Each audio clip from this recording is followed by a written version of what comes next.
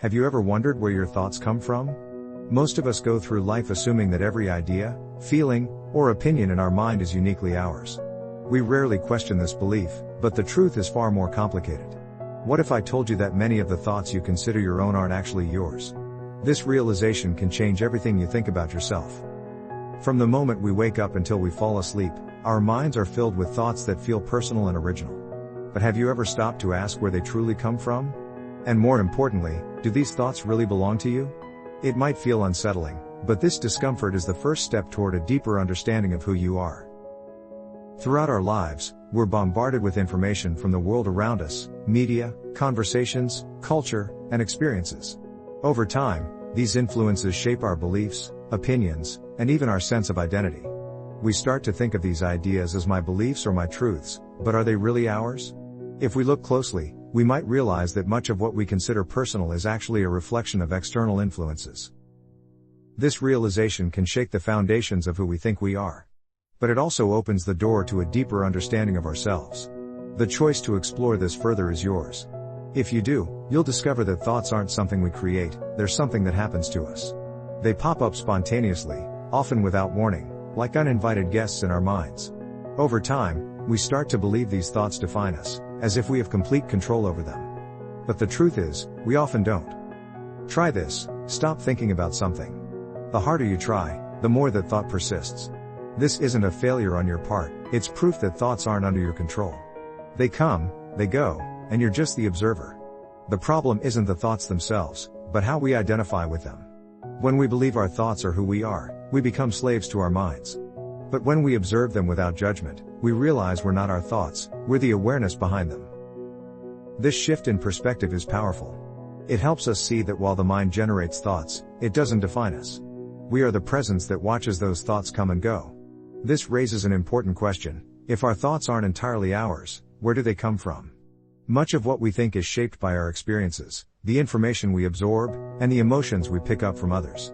Over time, these external influences mix in our minds, creating the beliefs and opinions we call our own. For example, our ideas about success, relationships, or even emotions are often shaped by society, family, or media. These influences become so ingrained that we mistake them for original thoughts. But in reality, our brains are like data processors, constantly gathering and reinterpreting information from the world around us. The result is a stream of thoughts that feel personal but are often just reflections of what we've absorbed. This process has deep roots in our evolution. Our brains were designed to keep us safe by identifying threats and solving problems. In the past, this meant reacting to physical dangers like predators. Today, it means worrying about deadlines, conflicts, or hypothetical fears.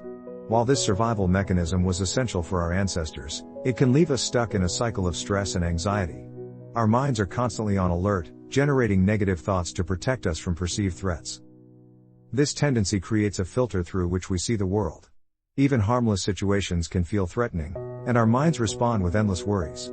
Understanding this helps us see that many of our thoughts are just the brain's way of trying to keep us safe. But this often leads to another trap: the illusion of control. We try to predict the future, plan for every scenario, and avoid uncertainty. But life is unpredictable, and much of what happens is beyond our control. The more we try to control everything, the more anxious and frustrated we become. But when we accept that uncertainty is a natural part of life, we find a new sense of freedom. This doesn't mean giving up on planning or taking action. It means recognizing that some things are out of our hands. When we stop fighting against the flow of life, we can focus on what we can control and let go of the rest. This shift in mindset allows us to live more peacefully. Instead of being consumed by worries about the future, we can focus on the present moment. And in the present, we find a stable, unchanging part of ourselves, the observer. This is the part of us that watches our thoughts and emotions without getting caught up in them. It's not affected by the ups and downs of life. It's simply aware. When we recognize this observer, we realize we're not slaves to our thoughts. We can choose which thoughts to engage with and which to let go. This detachment doesn't mean ignoring or suppressing our thoughts, it means observing them without judgment. For example, if an unwanted thought arises, we can acknowledge it and then gently return our attention to the present moment. One way to practice this is by focusing on your breath or bodily sensations. This helps anchor you in the present and create space between you and your thoughts. Over time, this practice helps you see that you're not defined by your thoughts. You're the awareness that observes them. As we detach from our thoughts, we begin to notice something profound: silence. This isn't just the absence of sound, it's an inner stillness that emerges when we stop identifying with our thoughts. In this silence, we find a deeper dimension of ourselves. It's a space of clarity, creativity, and peace. Silence doesn't require complete isolation.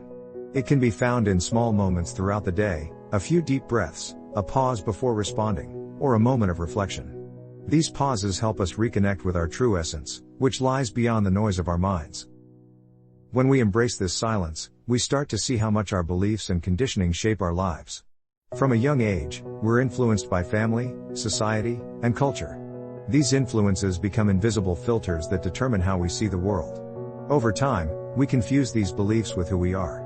But they're just ideas we've absorbed, they're not our true selves. To break free from these patterns, we can start by questioning our beliefs. Ask yourself, where did this idea come from? Does it truly reflect my values, or is it something I've been taught? This kind of reflection helps us let go of beliefs that no longer serve us. Ultimately, our true identity lies beyond the mind. It's the awareness that observes everything without clinging to anything. When we live from this place, we find a freedom that doesn't depend on external circumstances. We can navigate life with clarity, peace, and wisdom. Thank you for joining me on this journey. If this resonated with you, please like, subscribe, and share this video with others. Leave a comment below with your thoughts and experiences. Take care, and I'll see you soon. Thank you for watching.